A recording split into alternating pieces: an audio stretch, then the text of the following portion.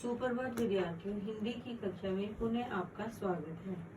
बच्चों, आज हम शब्द विचार अध्याय के आधार पर ही विलोम शब्द पर चर्चा करेंगे। मैंने आपको पहले भी विलोम शब्द के बारे में समझाया था और उसी से संबंधित आपको असाइनमेंट भी दी थी।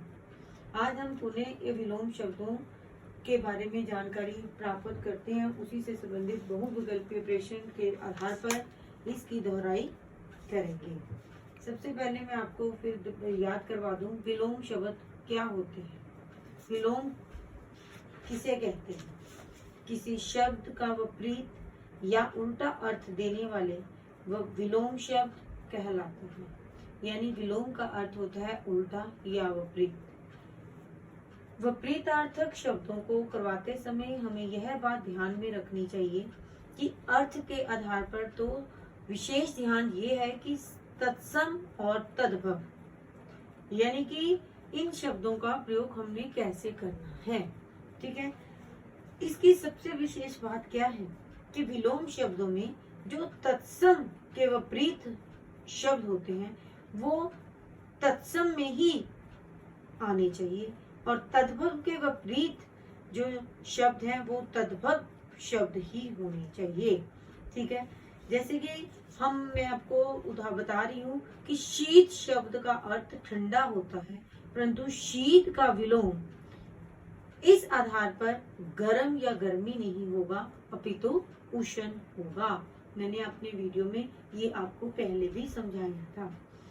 ये सिर्फ आपको आज दोहराई के कारण मैं इसके बारे में जानकारी दे रही हूँ कि विलोम शब्द उपसर्ग लगाकर भी बनाए जाते हैं, जैसे शुद्ध अशुद्ध, यश अपयश, यानी कि यहाँ पर अ और अप जो है उपसर्ग है।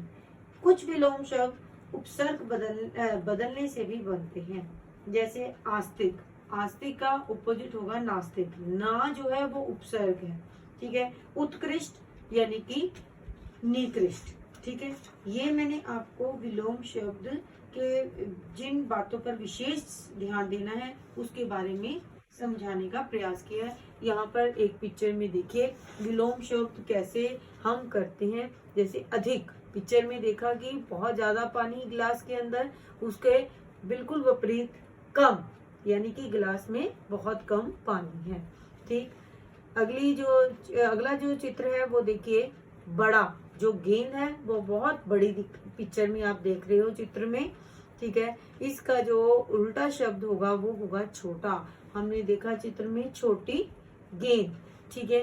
उसके जो तृतीय चित्र है उसके बीच में, हाँ जी देखिए, उसमें लिखा काला। ठीक है। काला, उसका विपरीत होगा सफेद। ठीक है। ये आपको मैंने चित्र के द्वारा आपको समझाने का प्रयास किया। अब हम जो है बहुविकल्पीय प्रश्न शब्दों के माध्यम से इसका क्या उचित विलोम होना चाहिए उसके बारे में चर्चा आरंभ करते हैं। आइए देखिए,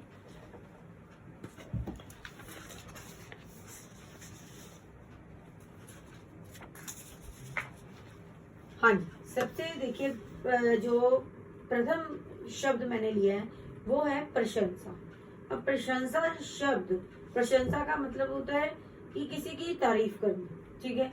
अब यहाँ पर 4 विकल्प जो दिए हुए शब्द, पहला है दोषारोपण, दूसरा है ख भाग निंदा, और तृतीय पे द्वेष, और घ पे अपेक्षा। ठीक है। उपेक्षा, ये 4 दिए गए। अब प्रशंसा, किसी की बहुत ज्यादा तारीफ करना। अब प्रशंसा का बिल्कुल उल्टा होगा, इनमें से क्या दोषारोपण? नहीं। द्वेष? नहीं। उपेक्षा? नहीं। तो ख जो है निंदा, ठीक है, ये इसका सही विकल्प है। ठीक है। द्वितीय पे देखिए जो शब्द है वो है जड़। ठीक है। इसका पहला जो विकल्प है वो है जड़हीन, ख पे स्थूल, और घ पे सचल, और ग पे चेतन। ठीक है।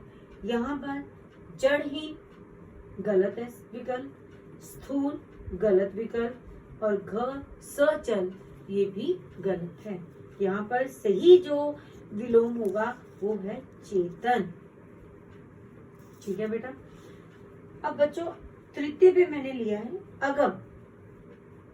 ठीक है, अगम का पहला है सरल, फिर ख पे है सुगम।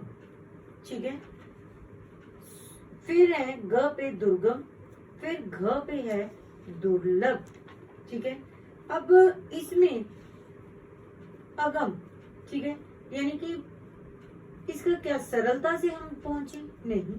दुर्गम नहीं, दुर्लभ नहीं। इसका जो सही शब्द विकल्प होगा वो है अगम का सुगम। ठीक, अगला जो चतुर्थ पे शब्द मैंने लिया है वो है अग्रज। अग्रज होता है बड़ा। ठीक है, इसमें क लिया मैंने अनुज, ख पे कनिष्ठ और ग पे भ्राता और घ पे ज्येष्ठ। ठीक है, अब इसमें कौन सा शब्द इसके लिए उचित होना चाहिए?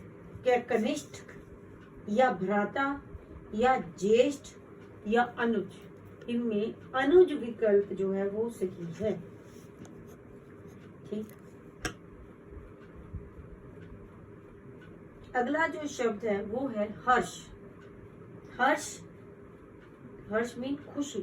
ठीक है, इसका जो अब पहला है खेद, द्वितीय पे मैंने लिया वेदना, तृतीय पे दुख और घ पे लिया विषाद। अब इसके लिए कौन सा जो शब्द है वो सही? क्या दुख सही होना चाहिए? वेदना, खेद, खेद होता है रुकावट, वेदना पीड़ा, दुख में किसी चीज की दुखी होना। यहाँ पर जो हर्ष का विलोम होगा वो है विषाद। ठीक है, हाँ जी। अब ज्येष्ठ, ज्येष्ठ होता है बड़ा। अपने महाभारत कथा में भी ज्येष्ठ भ्राता श्री ये वाक्य सुने होंगे। ठीक है, ज्येष्ठ का देखिए विलोम क्या होना चाहिए? कनिष्ठक, अधर या अवर, अनुज, पर्व। अब इसमें जो ज्येष्ठ का सही विकल्प होगा वो है कनिष्ठक। क्या है? कनिष्ठक। ठीक है बच्चों, ये मैंने आपको ये उदाहरण के तौर पर ये समझाने का यहाँ पर प्रयास किया है और इसी से संबंधित मैं आपको ऐसे ही बहुविकल्पी संबंधी असाइनमेंट विलोम शब्द से की तरह ही दूंगी। आप उसे उसमें से सही विकल्प चुनिए। अगर कहीं पर भी किसी भी बच्चे को कोई समझ नहीं आता या कोई समस्या आती है तो आप अपने अध्यापक से अवश्य पूछना। ठीक है, ताकि आप किसी भी प्रकार की कोई गलती ना करें। ओस की बूंद सा जिंदगी का सफर, कभी फूल में तो कभी धूल में। हे परमात्मा, सभी को स्वस्थ और सुखी रखना। धन्यवाद।